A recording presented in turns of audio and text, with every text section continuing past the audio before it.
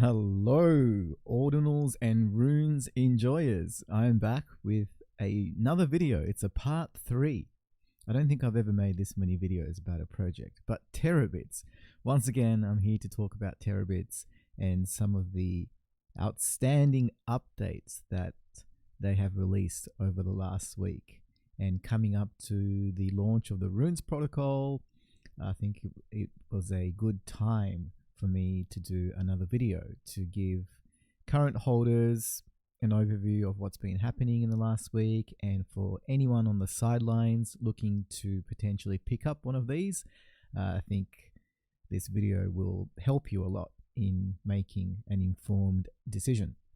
So as I said, a lot has happened in the last week, so I'm going to go over the official TerraBits account, the Twitter account, and talk you through some of their tweets. So the first one that I want to bring your attention to is this one here, which was posted on April 10th, I believe that's my time, in Sydney. And they talk about the future of TerraBits. And they say here, with loads of new people joining the TerraBits ecosystem, why not reward our early believers with some hype news? Burn runes to claim individual land upgrades. Do you want an Eiffel Tower, maybe the Pantheon on your land? You will be able to burn our runes to claim land upgrades, thus not only giving utility to our token, but also making us deflationary.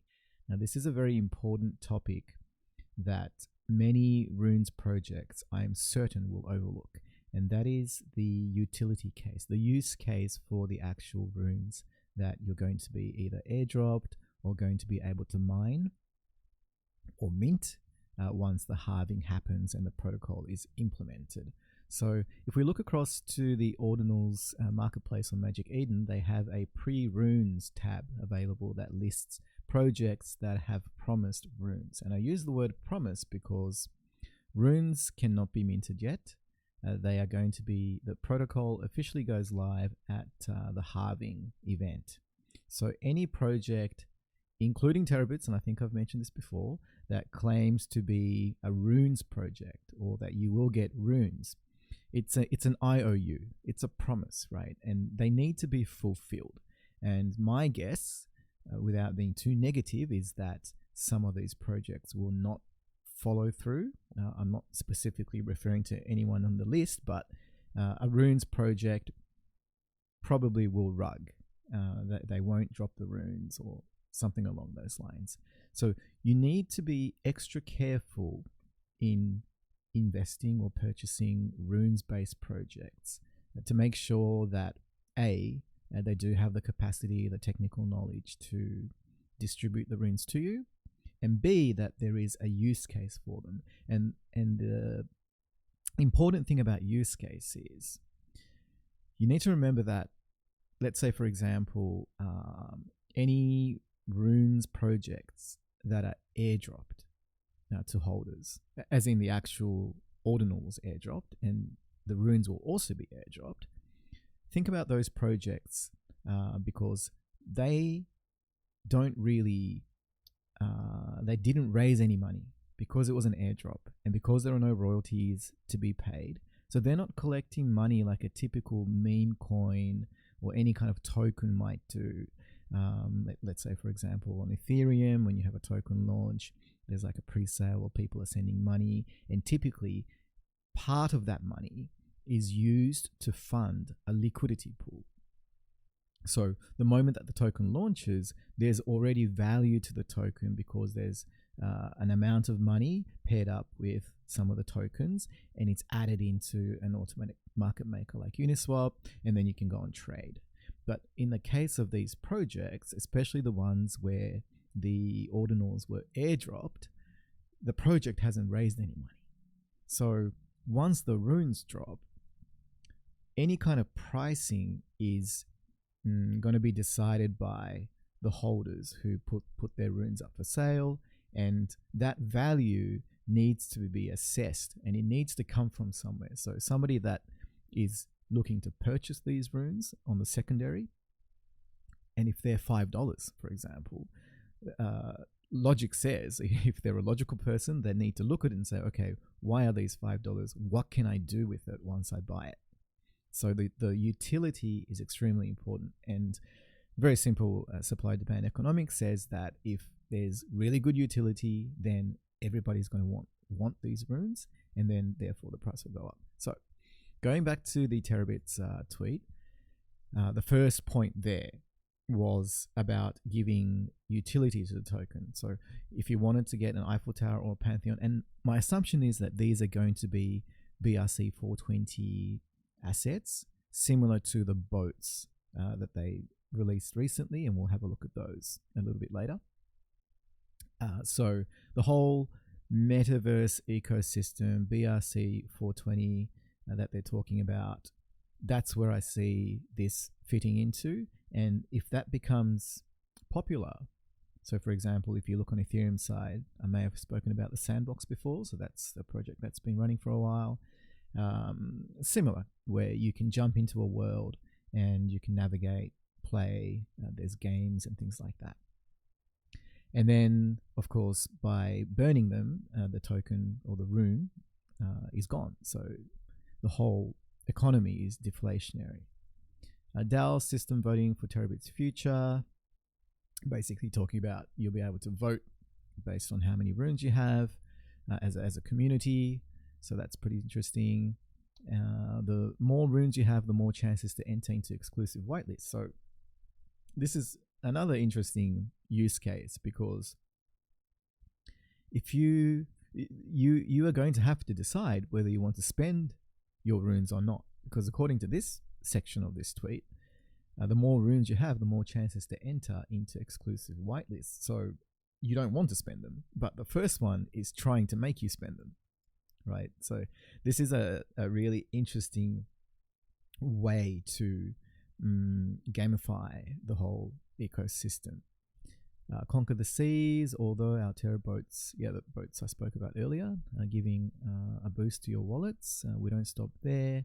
3D interoperability, so we talked about the metaverse, and they say here, metaverse anyone, and bitmapped in italics, I think it is. So that's interesting.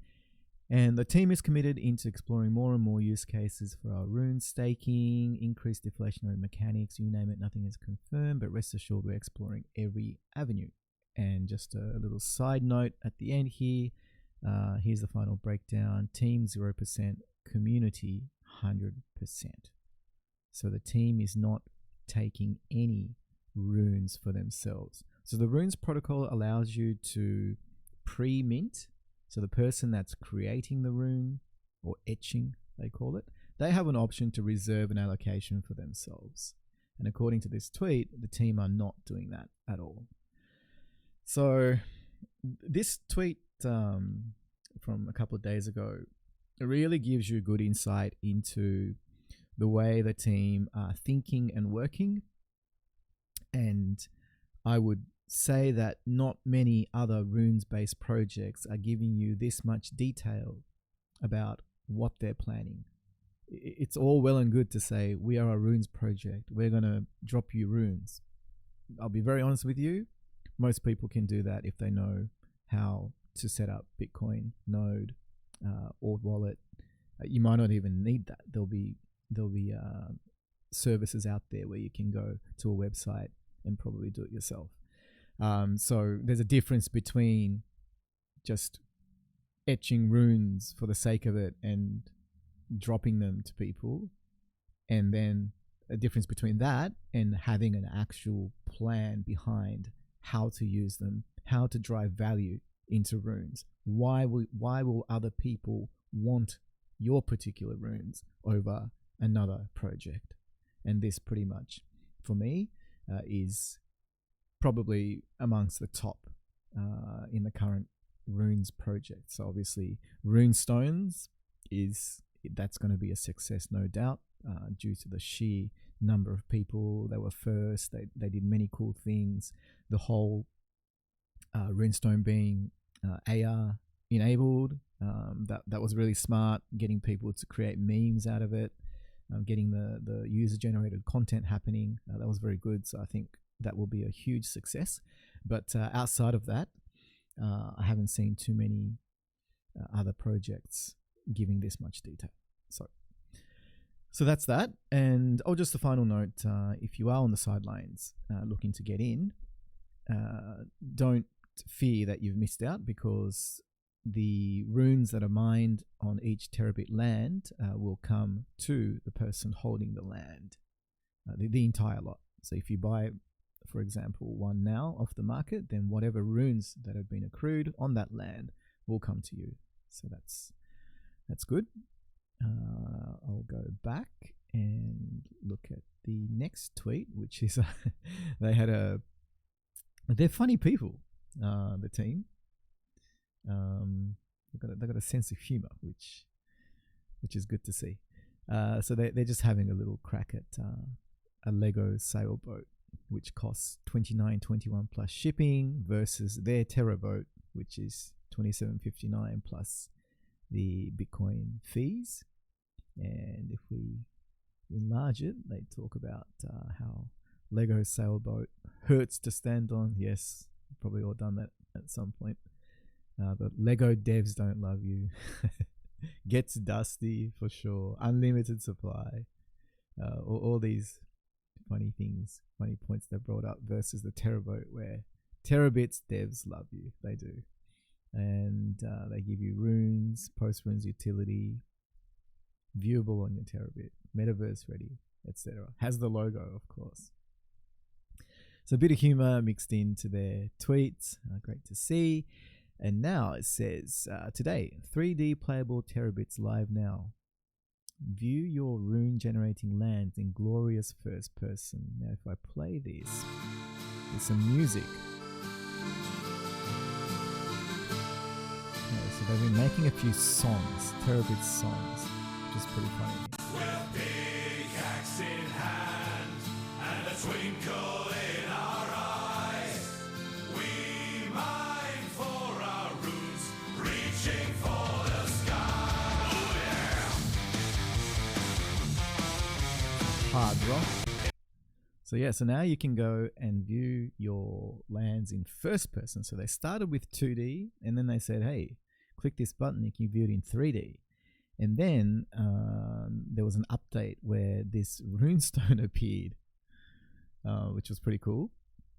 And now you are able to jump into first person mode. So let's do that. But before I do that, I'm going to play you a song that they released last night on the Discord. I don't know if it's the official anthem, but I'll play you a part of the song. And the lyrics actually mention TerraBits, so it's an original. So here's a little bit of the song.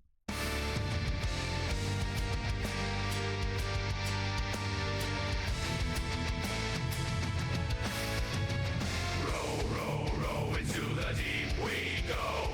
Terabit Vikings, fierce and bold. From the mines we emerge, forged with might. In search of runes, our hearts alight. So apparently we're all Vikings and searching for runes. So that was really cool. You just love to see a project having fun with things, and the holders are super engaged. So that part was the song. Now I'm going to go and show you the first person view in 3D. All right, let's have a look at this. So this is one of the lands and the 3D viewer.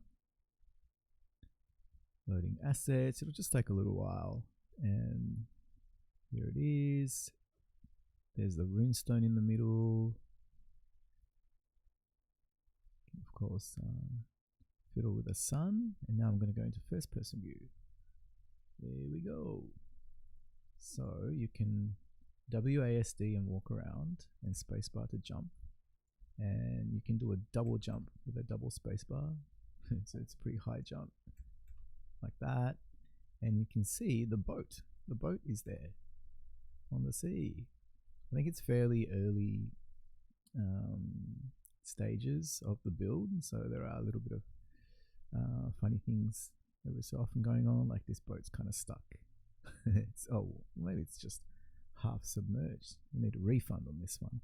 But the boats, as you can see, are the exact same that were sold on the BRC 420 marketplace. So have a look here. So you can see the shields, the ores. And if we count the shields, there are 1, 2, 3, 4, 5, 6, 7, 8, 9, 10, 11, 12 shields on the boat. There's the logo there. The ores are there. And if we look at the, I've just escaped out of there. Massive cactus in my way. The BRC 420, the tokens here, and there are 1, 2, 3, 4, 5, 6, 7, 8, 9, 10, 11, 12. Yeah, so the assumption is that this actual asset is being embedded into this first person view. So it gives you like an idea of the interoperability of these assets, which is very, very cool. So that is that. And the final thing I'll go over is the holder count, where we've noticed recently the top holder who had over 200 and something, I think they minted or inscribed to over 200 of these. They've been selling at the floor. So that's kind of good news. It's a win-win situation because the person was obviously lucky enough, or smart enough, I should say, to go and inscribe these when they were first launched. And now they're making good money out of it. So congratulations to them. But at the same time, they're kind enough to drop them on the floor so that new people can pick them up. So the holder count is increasing. I remember when I first tweeted about it, it was in like the low 400s. Now we're up to 569. And the distribution is getting better thanks to this particular whale selling out. So yeah, that's about it for the update. Things are going great, and I'll see you in the next video. Bye bye.